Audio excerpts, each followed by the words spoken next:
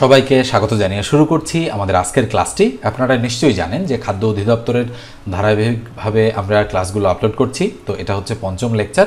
তো অবশ্যই মনোযোগ সহকারে আপনারা প্রথম থেকে শেষ পর্যন্ত শুনবেন এবং দেখবেন। তো 27 নম্বর অঙ্কটা দেখেন, একটি সংখ্যা 301 হতে যত বড় 381 হতে তত ছোট, সংখ্যাটি কত? তো আপনারা শর্টকাট মেথডে এই ধরনের অঙ্ক করতে জানেন। আমি আগে ডিটেলস মেথডে দেখাই দিই, তারপরে শর্টকাটটা আমি বোঝাবো। যেহেতু বলেছে সংখ্যাটি কত, তাহলে ধরে নেবেন যে ধরি সংখ্যাটি হচ্ছে এক্স। তাহলে বলা হচ্ছে একটি সংখ্যা 301 হতে যত বড়, তাহলে প্রশ্ন মতে বিল্ড আপ করবো। তার মানে এই সংখ্যাটা 301 হতে যত বড়, 381 হতে তত ছোট, তার মানে 381 হতে তত ছোট। দেখেন যত তত এভাবে করলাম। তাহলে বা এক্স, এই এক্স এদিকে আসলে প্লাস এক্স ইকুয়াল 381, এটা ওইদিকে গেলে প্লাস 301। তাহলে বা বলেন তো দেখি 2x ইকুয়াল টু 682 হবে কিনা? অবশ্যই। তাহলে সুতরাং এক্স এর ভ্যালু হবে, এটাকে 2 দিয়ে ভাগ করলে 3 দুগুণ 6, 4 দুগুণ 8, 2 একে 2, তাহলে 341 আমাদের সঠিক উত্তর। এবার দেখেন এই প্রসেসটাই শর্টকাট মেথডে যদি আপনারা শিখতে চান, সেটা হচ্ছে যে আমি এটা মুছে দিলাম। কি করবেন? যদি যত তত থাকে এরকম, তাহলে দুটো যোগ করে 2 দিয়ে ভাগ করবেন, যেটা হবে সেটাই উত্তর। আদতে দেখেন একটু আগে যে আমি নিয়ম শেখালাম, ওটারই লাস্টের লাইনে কিন্তু এই জিনিসটা ঘটেছে। তাহলে 381 আর 301 এই দুটো যোগ করে 2 দিয়ে ভাগ করলে যা হবে সেটাই উত্তর। তাহলে ভাগ করে দেখেন, অবশ্যই 341 আপনারা পেয়ে যাবেন। তো 341 হচ্ছে এই জন্য আমাদের অ্যাপ্রোপ্রিয়েট অ্যান্সার। এবার আমরা পরেরটাতে চলে যাচ্ছি। তো 72 নম্বর অঙ্কটা কিন্তু মানে এই ধাঁচের অঙ্ক কিন্তু আসতে বেশি দেখা যায়। 72-এর মোট ভাজক কয়টা, 36-এর মোট ভাজক কয়টা, অথবা দেওয়া থাকে ধরেন 125-এর মোট ভাজক আছে কতটা। হ্যাঁ, এরকম প্রশ্ন কিন্তু হরহামেশাই আমরা দেখতে পাই। অথবা 512-এর মোট ভাজক কতটা, এগুলো পরীক্ষায় প্রশ্ন আসে। তা এটা একটু ভালোভাবে আপনারা শিখবেন। প্রশ্নটা দেখেন, আমি একটু বড় করে নিয়েছি কেননা আমার একটু জায়গা প্রয়োজন। তো যে অঙ্কে একটু জায়গা প্রয়োজন, আমি কিন্তু একটু ফাঁকা জায়গা করে নিচ্ছি। তো 72 সংখ্যাটির মোট ভাজক আছে কতটি? তাহলে 72 একটা সংখ্যা, এর মোট ভাজক আমরা কিভাবে বের করি? মানে ভাজক বলতে বোঝায় 72 সংখ্যাটাকে কি কি দ্বারা ভাগ করা যায়। তো প্রত্যেকটা সংখ্যারই ভাজক থাকে 1 এবং ওই সংখ্যাটা নিজে, এই দুটো তো থাকেই।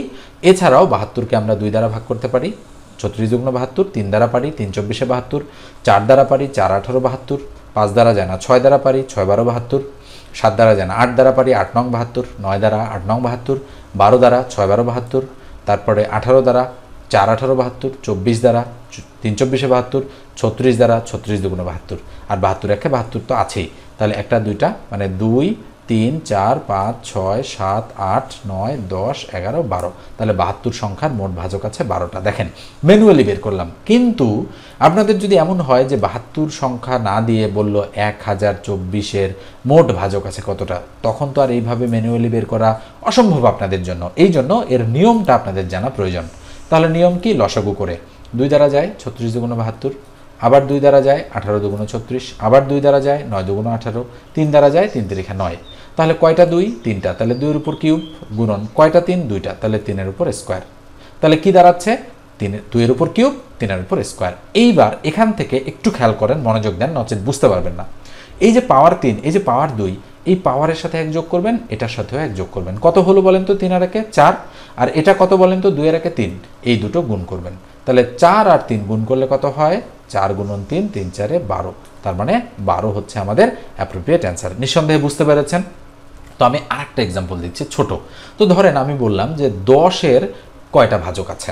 ওকে, তাহলে 10কে কি কি দ্বারা যায়? 1 দ্বারা যায়, 2 দ্বারা যায়, 5 দ্বারা যায়, 10 দ্বারা যায়। এই তো 4টা, তাই না? তাহলে নিয়ম কি বলে? 10কে 2 দ্বারা ভাগ করবো, 5 দুগুণ 10। তাহলে 2 এর উপরে 1 গুণন 5 এর উপর 1। আর তো নাই, একটাই তো। তাহলে এটার সাথে 1 যোগ, এটার সাথে 1 যোগ, তাহলে এটা হলো 2, এটাও 2, 2 আর 2 গুণ করলে 2 দুগুণ 4। এই যে দেখেন 4টা। তাহলে নিয়ম নিশ্চয়ই বুঝতে পারছেন। আরেকটা দেখেন 16-এর কয়টা ভাজক আছে? তাহলে 16কে 1 দ্বারা যায়, 2 দ্বারা যায়, 4 দ্বারা যায়, এরপরে 8 দ্বারা যায় এবং 16 দ্বারা যায়। কয়টা? 6টা। সরি, 1 2 3 4 5টা। তাহলে কিভাবে বের হবে? আচ্ছা, আরও আছে কিনা দেখেন তো। 1 দ্বারা যায় 16 একে 16, 2 দ্বারা যায় 8 দুগুণ 16, 4 দ্বারা যায় 4 4 16, 8 দ্বারা যায় 8 দুগুণ 16, 16 দ্বারা যায় কত হয় বলেন তো আপনাদের? 16 একে 16। তাহলে আমরা একটু ভাগ করে দেখি। 2 8 দুগুণ 16, 4 দুগুণ 8, 2 কত? 2 দুগুণ 4। তাহলে শুধু 2, তার মানে 2 এর উপরে কত? 4। তাহলে 2 এর উপরে 4 আর তো কিছু নেই, তাই না? তাহলে এর সাথে 1 যদি আমরা যোগ করি কত হয়? 4 আর 1 5। এই জন্য সঠিক উত্তর 5টি। খেয়াল করে দেখেন নিয়মটা কিন্তু একেবারেই স্বতঃসিদ্ধ, তার মানে অঙ্ক যাই হোক না কেন নিয়মটা কাজ করবে। তার মানে 72-এর কয়টা ভাজক আছে? 12টা ভাজক আছে, এটা আমরা নিঃসন্দেহে বলতে পারি। এবার আমরা এটা মুছে দিয়ে পরের প্রশ্নে চলে যাব। তো এ পর্যায়ে একটু বলি, যারা চ্যানেলে নতুন যদি প্রয়োজন মনে করেন অবশ্যই চ্যানেলটা সাবস্ক্রাইব করে দেবেন, আর ফেসবুক পেজ থেকে দেখে থাকলে পেজটা ফলো দিয়ে রাখবেন, আর কমেন্ট করে জানাবেন যে ভিডিওগুলো আপনাদের কেমন লাগছে। 29 নম্বর অঙ্কটা দেখেন, ইম্পর্টেন্ট অঙ্ক কিন্তু এটাও। সিরাজ সাহেবের বেতন 10% কমানোর পর হ্রাসকৃত বেতন আবার 10% বাড়ানো হলে তার কতটুকু ক্ষতি হলো? তাহলে কি বলেছে? 10% কমানো হয়েছে, তাহলে কমানো মানে -10 আমরা বলতে পারি, আর আবার ওই বেতনটা হ্রাসকৃত বেতনটা আবার 10% বাড়ানো হয়েছে, তার মানে আবার +10%। তাহলে এটা হলো -10, এটা হলো +10। তো এই ধরনের অঙ্ক আমরা একটা শর্টকাট মেথড ব্যবহার করে করি। মেথডটা হচ্ছে a + b প্লাস উপরে হচ্ছে ab, তার নিচে হচ্ছে 100। মনে রাখবেন বাড়ানো হলো কমানো হলো এই ধাঁচের অঙ্ক আমরা এই রুলটা প্রয়োগ করে করব। তাহলে a মানে -10 আর b মানে +10, যেহেতু প্রথমটা কমানো পরেরটা বাড়ানো ওই জন্য এর মান +10, সরি -10 আর b এর মান +10। তাহলে -10% প্লাস b এর মান হচ্ছে কত? +10, প্লাস উপরে এর মান হচ্ছে -10 আর b এর মান হচ্ছে +10, প্লাস তো আমরা বসাই না তাই না, নিচে 100। তাহলে ইকুয়াল বলেন তো দেখি, 10 আর 10 প্লাস মাইনাস ক্রস, তাহলে প্লাসে মাইনাসে মাইনাস, উপরে 10 আর 10 গুণ করলে 100 আর তার নিচে কত? 100, 0 দুইটা কেটে দিলাম, তাহলে -1। তাহলে -1%, যেহেতু মাইনাস মানে ক্ষতি, তাহলে ক্ষতি হয়েছে কত পার্সেন্ট? ক্ষতি হলো 1%। এই যে দেখেন বি নম্বর অপশনটা অ্যাপ্রোপ্রিয়েট অপশন আমাদের। এরপরে পরেরটা আসেন, 30 নম্বর অঙ্কটা কি বলা হচ্ছে? x + y = 8, x - y = 6 হলে x² + y²। তো আমি কিন্তু নানান ধরনের এই ধাঁচের অঙ্ক করে দিয়েছি, দেখেন মুখে মুখে করা যাবে কিভাবে বলেন তো দেখি। দুটি সংখ্যা যোগ করলে 8 হয় আর বিয়োগ করলে 6 হয়, কিভাবে? তাহলে আমরা বলতে পারি 7 আর 8, 7-এর থেকে 1 বাদ দিলে 6। মুহূর্তের মধ্যেই বুঝে গেলেন x এর মান 7 আর y এর মান হচ্ছে 1। তাহলে আমরা যদি বলি 7-এর উপরে স্কোয়ার যোগ 1-এর উপরে স্কোয়ার, 7 × 7 = 49 আর 1 = 50, এই যে দেখেন উত্তর 50। কিন্তু ধরেন আপনি এটা বের করতে পারতেছেন না পরীক্ষার হলে, তাহলে কি করবেন? তাহলে তো অনুসিদ্ধান্ত আছে, a² + b² এর কি অনুসিদ্ধান্ত? 3 number অনুসিদ্ধান্তটা, a + b² + a - b² ভাগ হচ্ছে 2। এখন আপনি বলবেন যে কখন কোন অনুসিদ্ধান্ত প্রয়োগ হয় আমি বুঝবো কিভাবে? আপনাকে সেক্ষেত্রে প্রত্যেকটা অনুসিদ্ধান্ত সম্পর্কে জানতে হবে। মোটামুটি 14-15টা অনুসিদ্ধান্ত আছে বীজগণিতের বর্গ এবং ঘন মিলে, তো এই 14-15টা জানতে পারলেই কিন্তু আপনার জন্য কাজটা অনেক সহজ হয়ে যাবে।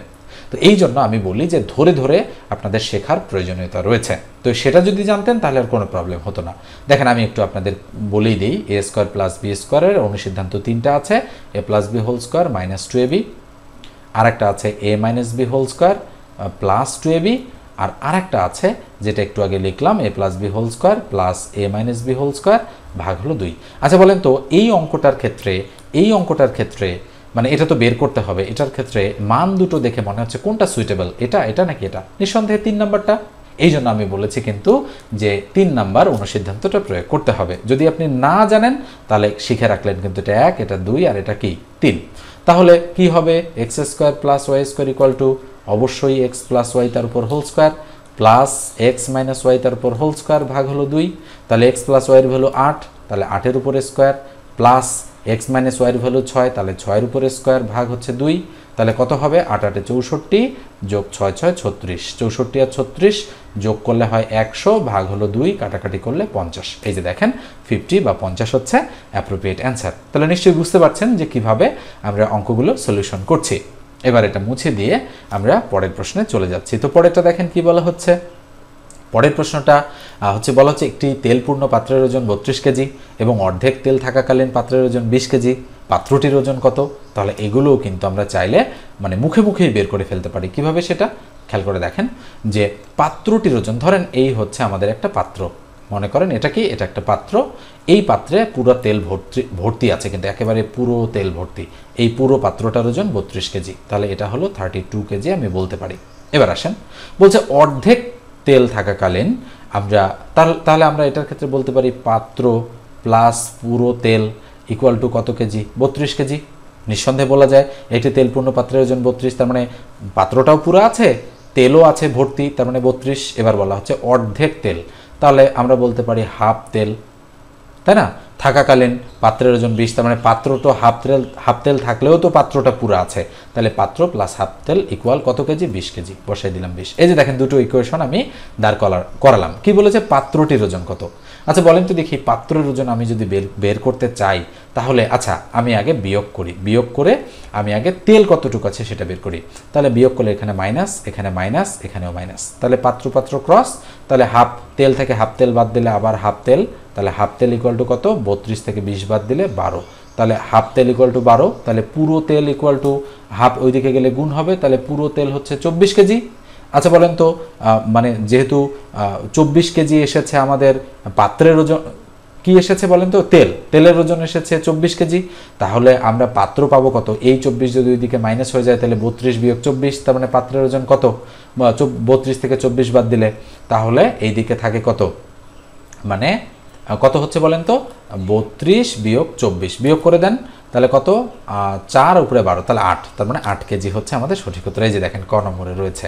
তো আপনারা চাইলে এভাবেও করতে পারেন, অথবা আপনারা হচ্ছে মানে আরও সহজ যদি কোনো প্রসেস বের করতে পারেন তাহলে সেটা সাহায্যও করতে পারেন। আপাতত আমার মাথায় এটাই আসতেছে, এই জন্য আমি এভাবেই করে দিলাম। সিরিয়াল অনুযায়ী করাচ্ছি। অবশ্যই প্রত্যেকটা ভিডিওতে আপনারা একটা করে লাইক দিয়ে দিবেন, হ্যাঁ, যাতে করে অনেকের কাছে ভিডিওগুলো পৌঁছে যায়। এবার আমরা পরেরটাতে আসতেছি। তো পরেরটা দেখেন, পরেরটা কি? পরের অঙ্কটা সুন্দর একটা অঙ্ক। কি বলা হচ্ছে দেখেন, এই অঙ্কটাতে বলা হচ্ছে যে 1 থেকে 100 পর্যন্ত বিজোড় সংখ্যাগুলির গড় কত। ওকে, বলা হচ্ছে 1 থেকে 100 পর্যন্ত বিজোড় সংখ্যাগুলির গড় কত। তাহলে 1 থেকে 100 পর্যন্ত বিজোড় সংখ্যা কি কি আছে? 1, 1-এর পরে 3, 3-এর পরে 5, 5-এর পরে 7, 7-এর পরে 9, 9-এর পরে 11, এইভাবে কিন্তু 99 পর্যন্ত যাবে। মনে রাখবেন 1 থেকে 100 পর্যন্ত বিজোড় সংখ্যার গড় বের করা আমাদের খুবই সহজ একটা নিয়ম। শর্টকাট মেথডটা কি? সবার শেষের সংখ্যাটা সবার প্রথম সংখ্যাটা যোগ করে 2 দিয়ে ভাগ, তাহলে 99 আর 1 কত? 100, 100কে 2 দিয়ে ভাগ করলে কত? 50। তার মানে সঠিক উত্তর ডি নাম্বার যে অপশনটা রয়েছে সেটাই, তার মানে ডি নাম্বারটাই আমাদের অ্যাপ্রোপ্রিয়েট অ্যান্সার। ওকে, এবার হচ্ছে আমরা এটা মুছে দিয়ে পরের অঙ্কে চলে যাব। এরপরে এই অঙ্কটা কিন্তু কিছুটা হার্ড রয়েছে, মানে সব অঙ্ক তো সহজ হয় না, কিছু কিছু অঙ্ক কিন্তু একটু হার্ডও আসতে পারে। তো দেখেন, একটি চৌবাচ্চার দৈর্ঘ্য 3 মিটার, প্রস্থ 2 মিটার, উচ্চতা 4 মিটার, এতে কত লিটার বিশুদ্ধ পানি ধরে? তো এখানে কিন্তু প্রত্যেকটাই মিটারে দেওয়া আছে। আমাদের কিন্তু ফাইনালি হচ্ছে একটা সূত্র প্রয়োগ করতে হবে, যেহেতু কত লিটার বিশুদ্ধ পানি ধরে বলেছে, তাহলে আমরা জানি মানে আয়তন, যেহেতু পানি ধরে তার মানে ওই চৌবাচ্চাটার আয়তনের সূত্রটা আমাদের জানতে হবে, যে ওই চৌবাচ্চাতে কতগুলো পানি ধরে। তো মনে রাখবেন আমরা এখানে লিখব যে আমরা জানি চৌবাচ্চার আয়তন যদি আমি বের করতে চাই, তাহলে আয়তন মানে কিন্তু দৈর্ঘ্য গুণন প্রস্থ গুণন কিন্তু উচ্চতা, মাথায় রাখবেন। আর দৈর্ঘ্য প্রস্থ উচ্চতা সবই দেওয়া আছে, দৈর্ঘ্য আছে 3, প্রস্থ আছে 2, উচ্চতা আছে 4, তার মানে 3, 2 আর 4 যদি আমরা গুণ করি 3 2 6, 4 6 24, তার মানে 24 আসলো আমাদের কিন্তু এখানে। তো এখন যেহেতু বলা হচ্ছে প্রত্যেকটা মিটারে আছে, এখন বলা হচ্ছে লিটার। দেখেন এই এককগুলো আছে মিটারে, আর এখানে এই যে মিটারে, আর এখানে বলা হচ্ছে লিটার, তার মানে আমাদের মিটার থেকে লিটারে কনভার্ট করতে হবে। তো অবশ্যই আমরা এটাকে 1000 দিয়ে গুণ করব। তো 1000 দিয়ে যদি আমরা গুণ করি তাহলে 24,000 লিটার হয়ে যাবে, তাহলে বিশুদ্ধ পানি ধরবে 24,000 লিটার। তো এই ধাঁচের অঙ্ক এই জন্য কিছুটা কঠিন, যে সূত্রটা জানতে হবে, পাশাপাশি এই যে আপনাদের মানে হচ্ছে 1000 দ্বারা যে গুণ করতে হবে এটাও কিন্তু একটু শিখতে হবে। তো আমি ডিটেলস অঙ্কটা আপনাদের একটু দেখাচ্ছি, আপনারা একটু দেখে নেন যে কিভাবে আমরা হচ্ছে অঙ্কটা এখানে সলিউশন করেছি। ওকে, তো দেখেন এইভাবে কিন্তু অঙ্কটা সলিউশন করা রয়েছে। একটি চৌবাচ্চার দৈর্ঘ্য 3 মিটার, প্রস্থ 2 মিটার, উচ্চতা 4 মিটার, এতে কত লিটার বিশুদ্ধ পানি ধরবে? এখানে চৌবাচ্চার দৈর্ঘ্য 3, প্রস্থ 2, উচ্চতা 4 মিটার। আমরা জানি চৌবাচ্চার আয়তন ইকুয়াল দৈর্ঘ্য গুণন প্রস্থ গুণন উচ্চতা, তাহলে 3 গুণন 2 গুণন 4 যেভাবে করেছি সেভাবেই।